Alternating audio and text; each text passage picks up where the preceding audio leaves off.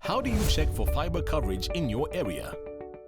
The only thing you need to get fiber internet is to have fiber infrastructure already installed in your area. This is also known as fiber coverage. But how do you check this? Find My Fibre is here to guide you. To find out if your area has fiber coverage, all you need to do is visit findmyfibre.co.za and enter the physical address where you would like the fiber to be installed into our online search tool. The results of the search will tell you if there's fiber in your area and give you the option to view the best deals available. Don't forget to insert your full address so that we can give you accurate feedback.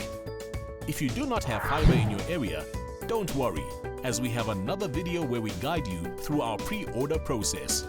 Not sure what to do now? Then click on our How Do I Get Fibre video and we will guide you on your way to fast, reliable fiber internet.